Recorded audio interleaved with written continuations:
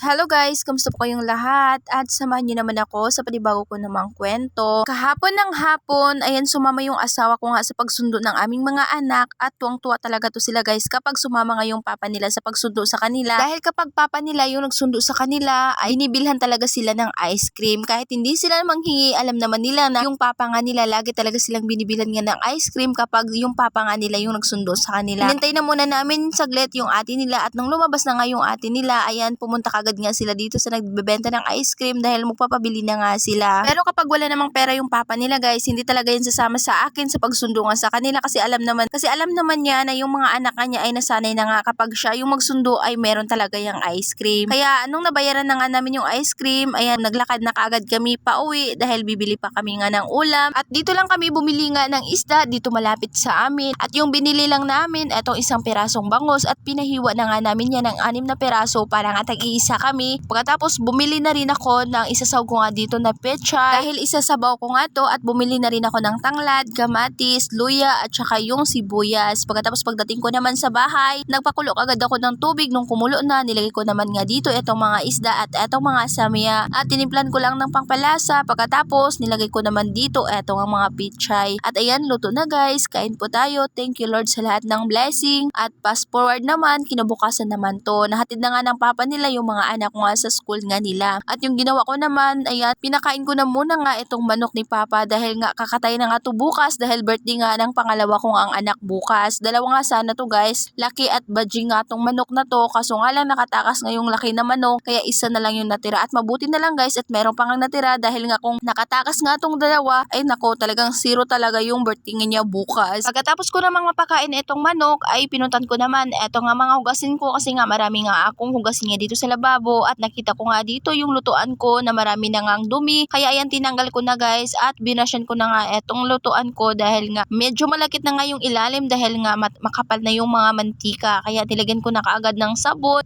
tapos nilagyan ko na rin ng Zonrox para nga medyo naman matanggal nga yung mga itim-itim nga niya dito at pagkatapos naman ayan binash ko na ng maigi para talaga matanggal na yung mga nakadikit nga dito ng mga mantika at wag nyo nang pansinin yung damit ko nga dyan na butas-butas na dahil nga kagabi guys sobrang init. Ewan ko ba kung bakit nga ako naiinitin kagabi. Ang hina kasi na buga ng hangin sa may silingpan nga namin dahil nga sobrang liit nga tong silingpan na ginagamit ng mga anak ko. Isa na lang kasing silingpan nga namin dahil nga nasira na nga kasi yung isang silingpan namin. Kaya naghanap talaga ako ng damit na hindi nga mainit at eto nga yung nakita ko guys dahil nga presko nga tong damit na to. Kaso nga lang butas-butas na pero okay lang naman dahil nga nandito lang naman ako sa loob ng bahay at hindi naman ako lalabas. At dahil asawa ko nga yung nag-asikaso ng aming mga anak maghatid sa paaralan kaya ayan nakakilos nga ako ng maaga nga dito sa bahay. At mabuti na lang talaga sinapian nga ako na kasipagan nga ngayon. Kaya pagkatapos ko nga malinisan nga dito sa may lutuan ko ay tinanggal ko naman etong mga plato nga namin dahil nga linisan ko rin tong lagay namin ng plato dahil nga marami na nga mga puti-puti sa dumi nga niya guys. Kaya ayan guys tinanggal ko na muna nga dito pagkatapos tinanggalan ko na rin ng tubig dahil meron na nga tubig na nakaimbak nga dito dahil nga wala naman kasi ako tuluan ng plato kaya pagkatapos ko siyang mahugasan patuloyin ko lang siya kanang kaunti at kapag wala nang masyadong tulo ay